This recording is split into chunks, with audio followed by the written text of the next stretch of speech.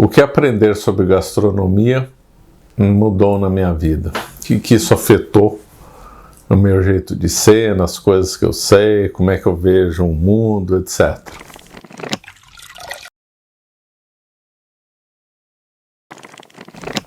Essa daí é uma questão que sempre me perguntam. Por quê? Porque muitas pessoas acham que não vale a pena perder tempo em estudar sobre gastronomia, sobre simbolismo, sobre teoria, etc.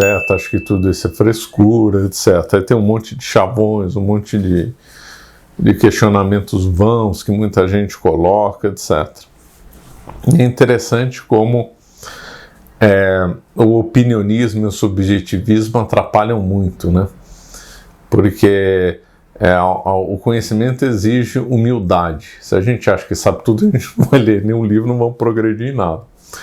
E se é assim com todas as matérias, que nós temos que ter uma postura humilde para poder aprender tudo, por que não seria assim na gastronomia? Também é. Então nós temos que ser humildes em todas as áreas do conhecimento humano, que inclui a gastronomia. E o subjetivismo.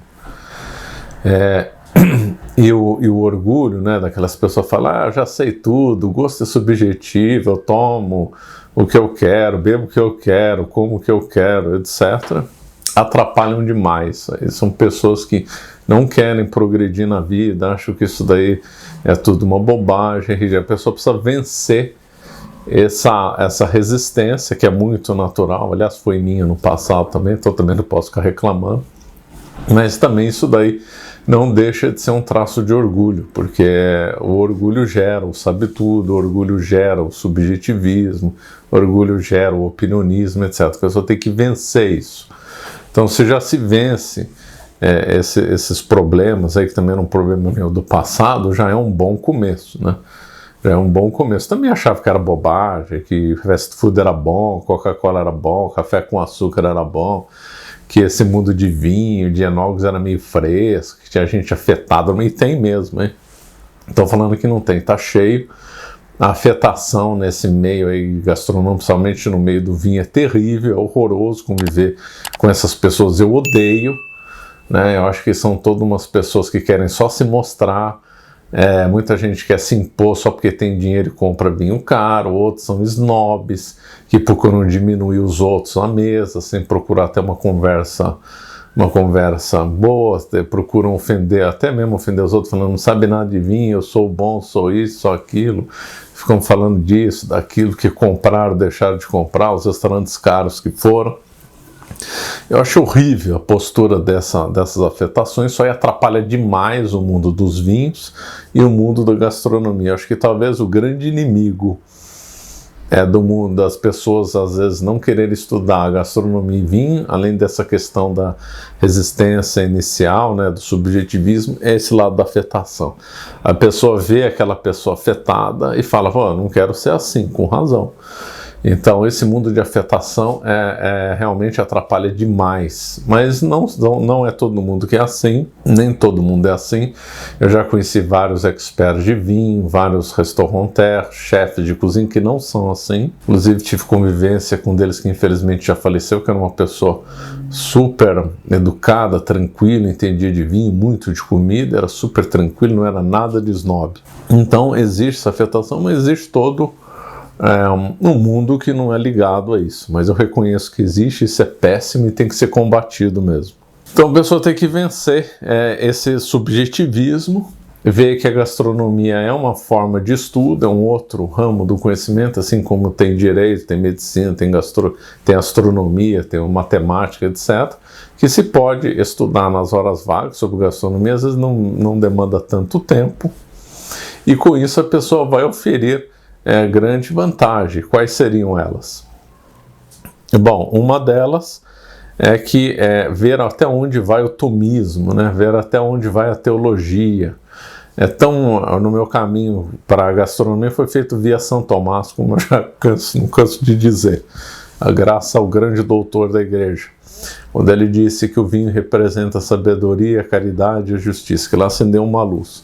Então foi muito interessante que eu comecei a estudar isso vindo de São Tomás, vindo do tomismo, vindo da teologia. Então a primeira A primeira consequência que se vê é essa coisa, até onde vai o tomismo, né? Até onde vai a teologia, até nisso ela chega, né? Até nisso a excelência chega, até nisso Deus criou as coisas de tal forma ordenadas, tudo em proporção, número e quantidade, tão perfeitos que até na gastronomia vai ter implicações metafísicas, teológicas, vai ter uma riqueza de simbolismo ímpar. Então até nisso chega, impressionante. Então esse já é um ponto para se levar em conta. Outro, muito ligado a isso, é elevação, né? Ver que o ato de alimentar, de beber, tomar um vinho, uma cerveja, um café sem açúcar, tomar um suco que não seja de pó, são coisas que nos permitem elevar além do plano material, por meio do simbolismo. Então a gente escapa dessa sociedade materialista, dessa sociedade vil, e procurando valores mais elevados mesmo na alimentação e nas refeições. Outro ponto, convívio social. Isso aí melhora muito o convívio social, né? Porque aí você sabe organizar melhor um jantar com os amigos, com parentes, sabe aproveitar melhor as refeições quando é convidado por eles, vai em restaurantes, sabe aproveitar melhor, consegue engatar uma conversa mais elevada quando se fala de comida. Então tudo isso daí enriquece e melhora o convívio social. Melhora também o aproveitamento nas viagens, claro, né? Eu acho uma pena, as pessoas vão para Veneza e vão no McDonald's, nossa, uma coisa horripilante. Vão para a Europa, ou mesmo no Brasil, e não se preocupam em conhecer a culinária local. Uma das grandes questões, uma das grandes prazeres que tem em viajar, justamente conhecer os monumentos, hábitos locais, interagir com o povo, etc. Se for o caso, se a pessoa fala a língua do local, tudo isso é até mais importante. Mas se perde muito quando não se come a comida do local, da região. Nossa, que perda que perda de tempo. Que coisa horrível, pessoas perdem uma excelente oportunidade de conhecer melhor a cultura local pela comida. Eu acho o McDonald's em Veneza, não existe coisa mais contraditória que na face da terra.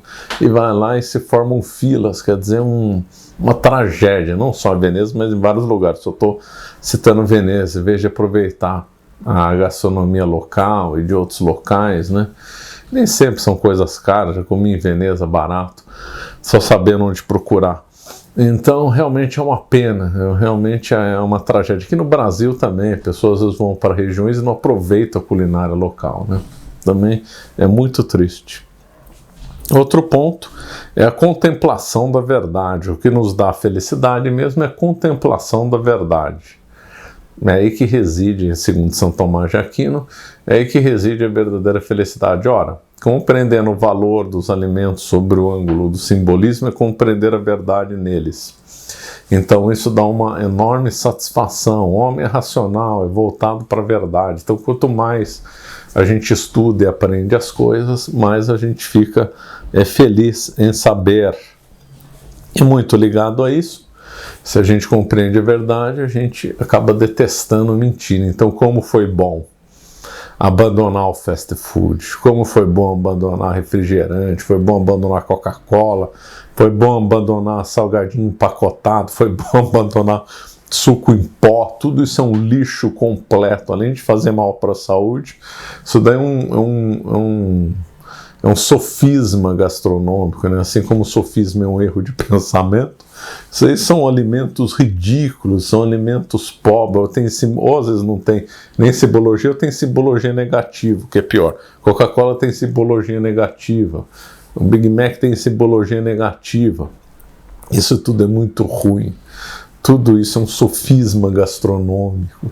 Isso tudo é um horror. Como ficar livre de toda essa sujeira, de toda essa comida ruim, é um grande prazer. Se só a pessoa estudasse gastronomia para aprender a abandonar isso, já não precisaria nem conhecer de vinho. Já seria um grande feito. Porque como é bom ficar livre disso. Como é bom. Não acreditam como é bom. E aí, claro, que aprender as coisas boas, né, que às vezes nem demandam mais dinheiro, que é uma objeção que é feita aqui no Brasil, ridícula.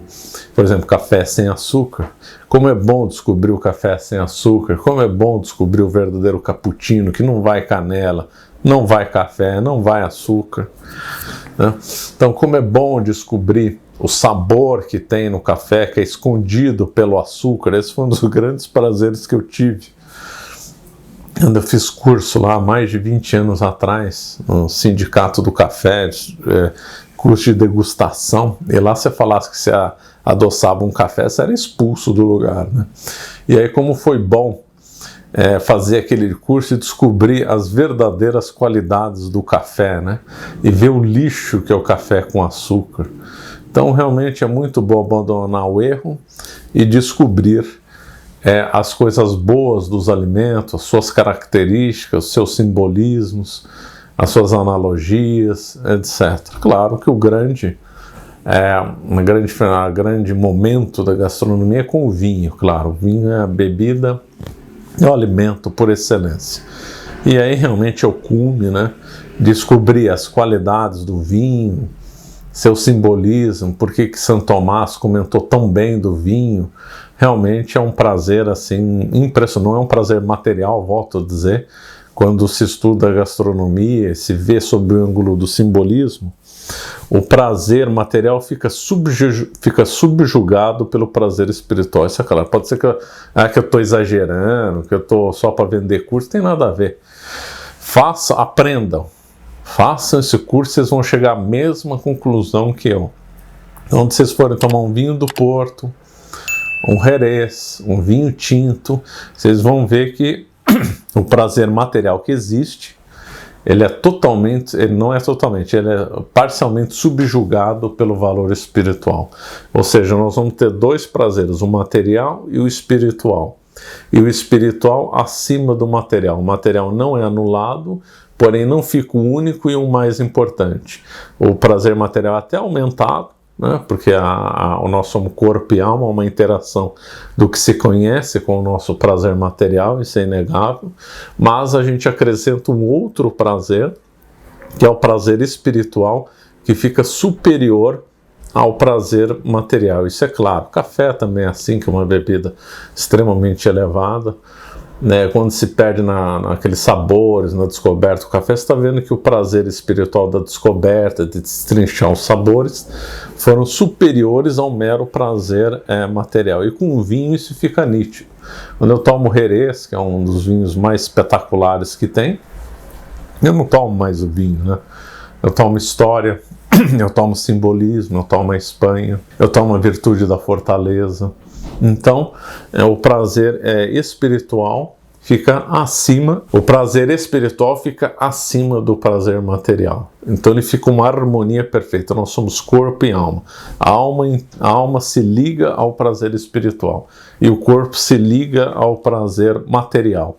E o prazer espiritual fica acima de um material e o prazer material não é anulado, pelo contrário, e até ganha um pouco por causa da compreensão que temos sobre isso. Então, realmente, não tem o que dizer, não tem nenhum ponto negativo em aprender a gastronomia sobre o ângulo do simbolismo. Não tem, só tem vantagens sociais, vantagens de saúde, até combate à gula, porque comer fast food em frente à televisão é pedir para ter algum tipo de gula. E assim vai, né? Poderíamos discorrer aqui mais longamente, mas isso aqui não é um curso, é só apenas um vídeo demonstrativo. Então ficamos por aqui. Muito obrigado pela atenção e obrigado.